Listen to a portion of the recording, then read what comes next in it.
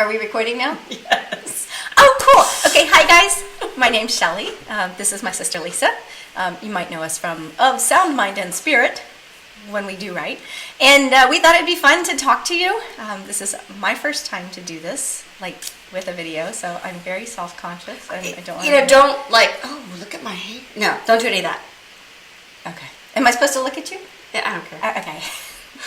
Get that profile in. Okay. All right. So anyway, we wanted to just chat with you today about Lent. Check in and see how it's going because we're on day 3. Well, do you count Ash Wednesday? I don't know. Isn't it the start of Lent? So Yeah. Ash So Wednesday's day 1, Thursday was 2, today's Friday. So day 3. So how's it going? Have you eaten meat yet? Well, I did yesterday. It was Thursday. No, I meant today. Oh no! I did really good. No, Did you go on Wednesday and get your ashes? I did. We went to 7 a.m. mass, which Sounds 7 a.m. I know. Did you take all your kids? I did. It sounds miserable, but honestly, the idea of going later in the day with activities and the crowds, it was really about the crowd. I heard it have was to busy. say. No. I mean, to go at night. It's really crowded at night to get ashes. You went tonight. No, I don't want to go at night. Okay, hang on. I'm finishing. So I went at 7 a.m. and then after mass, Birdie went to school. She has to be at school at 8. And so she made it on time. And the other 2 don't have to be at school till 9. And so I took them to get a donut, which I know is not the proper thing to do on Ash Wednesday because it's a day of abstinence and fast. But we celebrated the fact that we got to Mass at 7 a.m. So, dagnabbit, they earned that donut. What I want to know is, was Father on time this year? It was Father Joy. Oh, so he was. And he was there before we were. And it started right on time. And we were done 7:42. Oh, that's good. Yeah. Yeah. It was The reason awesome. I ask is last year Father was a new priest, and Father didn't get there until, what, 7:20? He forgot to set his alarm. He did. It was so funny. Yeah. It would We have been started better. without him. So we did. That's right. We I did. forgot. And he ran in and apologized. So my teenage daughter went with some of her Life Team friends. They went to the 5 o'clock.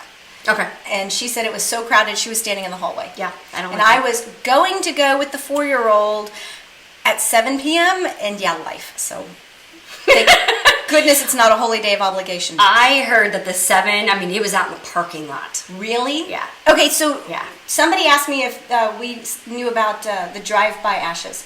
No, I was talking to a friend from New York City, and she said that St. Patrick's Cathedral, that they set up barricades, and the police, and you just just not stroll down the drive by sidewalk because and they don't drive much there, but you walk, and you walk into the church, someone gives you your ashes, and then you walk right out. It's like an in and out thing. Okay, that would have been cool. See, Wednesday morning we had a big meeting at work, Right. a big training, and I had to go and pick up the Dunkin' Donuts boxes of Joe. Dunkin' Donuts. And I didn't drink it. That's where we got our donut. Not So- coffee. No, just Just Dunkin' Dunkin'? Donuts Oh, that's on Wednesday. I tried to funny. give up coffee. I made it to 12:30, and I was about to pass out. So Yeah. I had to have caffeine. I was just okay. So I drove past St. Cyril's, and there were by people the getting office. there at Yeah. 7:20. I guess they must have had a 7:30 ash dispensation, or You probably or should have just gone at work at 12 or I the training didn't end till No, 1. I meant to one of the parishes close to your office and done one of those quickie in and out ones. Because a lot of them do that during the day if they're near business centers. And I bet St. Cyril's had one, but I just didn't get to do it. No. So. So, what do you do? See, okay. If you go to the blog and you look up Lent on Sound, Mind, and Spirit, you're going to find a ton of really awesome blog posts. Awesome ideas, like 40 things. What was it? 40... What was it? Oh, Oh my goodness. 40 way... What is No, it? it's What is called, it called? Stop. It's Give for 40. Oh, there we go. Yeah. The idea is that instead of making Lent a sacrifice that you are suffering through, because especially those of us with young children, it's kind of hard to, get them into that spirit of it's okay, give up chocolate, but sometimes your kids are little, and what you want to do is remind them that you can give of yourself. So maybe that's a kind word. Maybe that's holding the elevator door. Maybe that's sitting next to a kid at lunch who is new or doesn't. Yes, I saw that. Doesn't have anyone to talk with. give for 40. Maybe you come down and you set the dinner table without mom asking. Those are ideas that are not on there. So maybe we should do another one. What I was gonna say though is you can go to the blog and go to Lent, and there's in the past years we have done crazy, amazing, in my opinion, lots of really good ideas. And I'll be honest, I suck at it. I'm good at thinking of it, but I'm not good at following through with it. So, me and the coffee.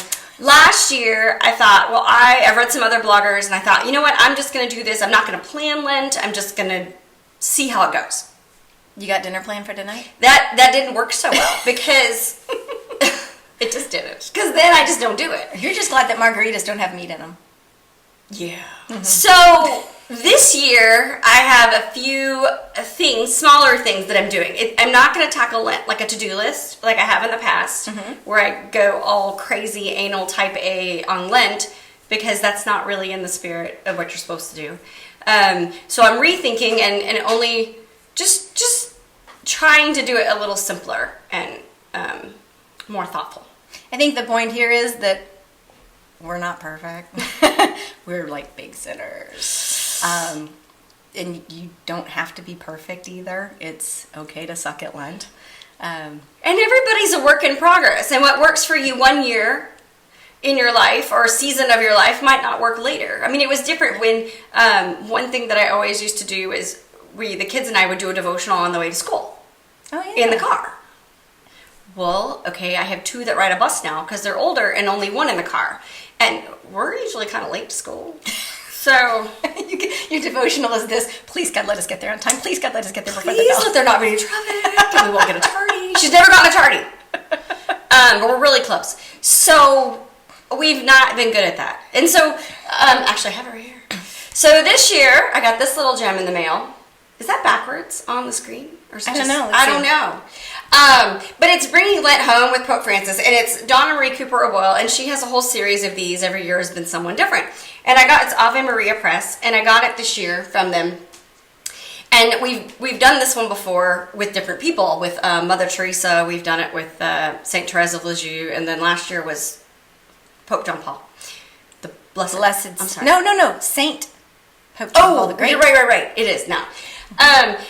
But so what I started this year with them is while we're having breakfast in the kitchen, it's only been 3 days, but so far it's working. You made it 3 days, you're already sounding perfect. Okay. So they're quick and they're to the point and they're understandable for kids. I mean, mine are elementary and middle school. And it's good. They only roll their eyes sometimes.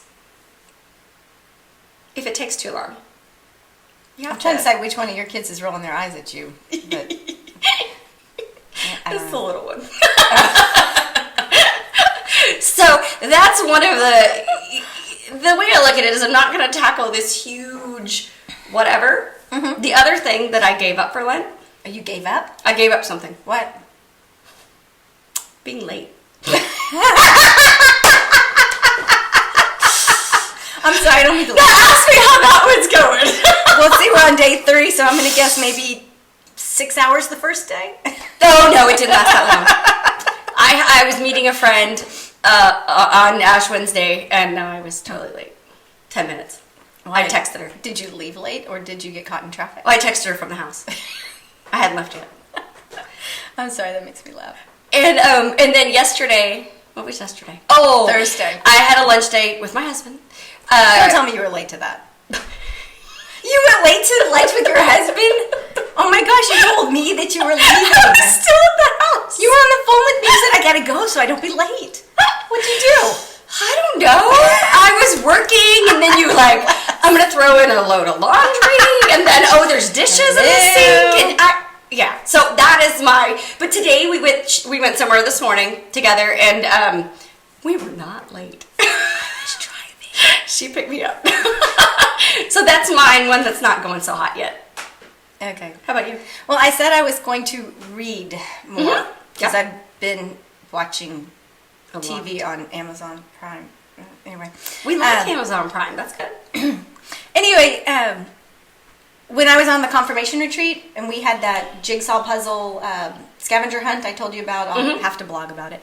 And I had time to just sit there with a Bible, waiting for the kids to come find me. And I started reading the Gospel of John. And I realized I've never read a gospel all the way through, just straight through from start to finish. I know verses and I know, daily readings and Matthew. Right, but I've never read it like in succession. So where does it actually start? It starts with John the Baptist. I didn't know that. Anyway, so this Lent, I am going to read the Gospel of John. Awesome. Ask me how that's That's actually a really good one to start with. Yeah, ask me in how my that's opinion. going. How's it going? I finished the last episode of Selfridge last night. So it's going to start tonight. But no, I actually had gotten through the first 2 chapters of John while on confirmation retreat. So that's why I want to commit myself to these 40 days of finishing the Gospel of John.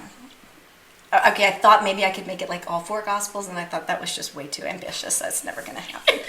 So God's going to meet me where I am. But that's important. Is this set realistic expectations? I mean, it's too easy to go online and read on other people's blogs and look what people are doing on Facebook and kind of get like, oh my gosh, they're doing this and this and this and they're awesome and I can't do all of that. And I don't want people to think that by reading our old posts. And so that's one of the reasons I mentioned that.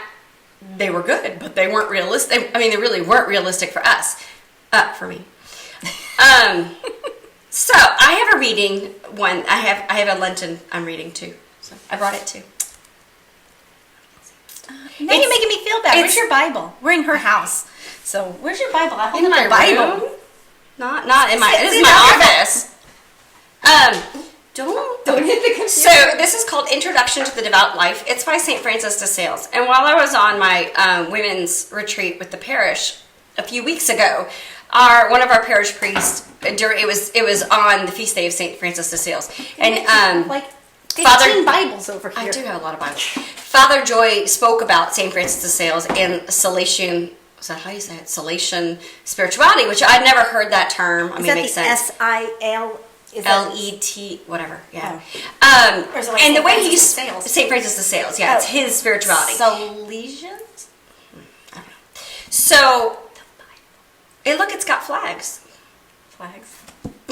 Oh, she's not. So anyway, and then I thought this really sounds like me. What he spoke about, and it really interested me. It was the call. Part of it was the call that everyone can be holy in their life, and that is a huge thing that I feel called to, and that I actually had just spoken about it at the retreat during my presentation about how we're all called to be holy, and I absolutely love that God thinks that I can be holy, and He has faith in me. Oh, I heard something on the radio this morning, and they said holy boldness. No, bold holiness. I can't remember now which way it went. But it was really cool. Then a friend of mine posted on Facebook a couple of days later that this book was on sale. And I'd never heard of it. And I had it in my to-do list to look up St. Francis de Sales and find out more about his spirituality. And so when my friend posted this was for sale, I thought, well, that's going to be my... Don't laugh. Pursuing a devout life wholeheartedly. But it's about pursuing a devout life in your everyday. What your role is and who you are, that you can't have you should not look at a bishop and think I'm going to have holiness or be devout like him. You've got to look at who you are and where you are in life and tailor it that way. And so anyway, I bought it, and so I just started, and I've actually read a little bit of it, and so far I like that the chapters look short. So they are looks very like short. It's something you can actually... I've been reading it in carpool. Right. Oh, you read a lot in carpool. That's perfect. But you're sitting there, right? Yeah. I mean, gives you something to do. But the font is really small. The font is really small. It might make me break down and get some reading glasses. I don't know. I know. Oh, look. Yeah, I can tell you're somewhere on chapter 8 or chapter 9 because it pops up automatically to that. Yes. Look at so I'm enjoying it. It's that's when my you finish challenge. It, give it to me. Okay. I'll read it for Advent. I think we're... what about the kids? I think we're out What about the kids? We're not out of time. We got another couple minutes. What about the kids? What are they doing? I don't know. Do I have to have my kids do something? Okay, so I have 2 teenagers. My 16-year-old, she's a junior in high school. She's on her own. She's probably doing better at it than I am. She made her lunch yesterday. She's going out of town to go do an FFA speaking contest, and she made her lunch, and then she realized that she had put a bunch of chicken taquitos in the bag, and so she left her lunch. I said, "What are you going to do, honey?" She goes, "Maybe we'll go to Burger King." And I said, "What are you going to get? And see if they'll take you to a place where there's a fish sandwich." She goes, "Well, I'll just get a salad." Burger King has a fish sandwich. Do they? Well, maybe then she has then she has a choice. Yeah. So that's good. Yeah. My 13-year-old, danged if I know. We have a fight over what I'm going to fix for dinner. If it's not cheese pizza, I don't know what she's going to do. And then the 4-year-old, does he have to do anything? Well, you have. I know. I say that I'm into this. Okay. Leading question. So I know. I say I'm not, but I can't get away from being type A. I really can't. I know, and I keep touching my hair, and I told myself I wasn't going to. Oh wait, my bangs. So I'm working on that. It's a little weird to be able to see yourself. Okay. So what is this? I know. So okay, I wasn't going to do anything really. And then Catherine Whitaker, Team Whitaker. Her blog. Anyway, Catherine lives in Austin. Reading everybody else's blogs. I know. So she had a really good one, and I think it's an old one, but she just reposted it. Those are Valentine's. And she has these little cards that she put in a PDF, and you can print them. And she said for her younger ones, they draw out of a hat at dinner, and then this is what they do the next day. And there's simple things like perfect. She made them, not me. It says, pray the guardian angel prayer. Oh, these are adorable. That's cute. I mean, here's one on the prayer. There's three. There's three types: almsgiving, prayer, and fasting. And so on one of the prayers, it says, draw a photo or write a letter to your parish priest. That's cute. And then so fasting. Fast from all screen time. You giving that one to your son? My kids, they didn't like that idea. But if and then there's one that says, but fast from my youngest, that says sleep without your pillow or lovey, and she freaked out on that one. She's like, Mom, we are not drawing that one. And I thought that was cute though. This is really cute. These are realistic for little kids, for even up to high school. I mean, these are realistic. Unload the dishwasher. Yeah. Perfect. Plant a flower. Open the door for somebody. Call your Nana. Yeah. Hi, Nana. So anyway, I like these. You can find them at teamwhitaker.org. And Catherine, a little shout out there. But they were realistic and now I just have to cut them. See, I printed them. I gotta cut them. You need some card stuff. I thought of that after. So that's it. So our question to you, I know you're gonna write in and go, y'all are crazy. We are sisters, and this is what we do. We are like this all the time. This is how we talk over each other. Drives our husbands crazy. Yeah, and everyone else. Everybody liked the way we chatted. I think they like it. Exactly.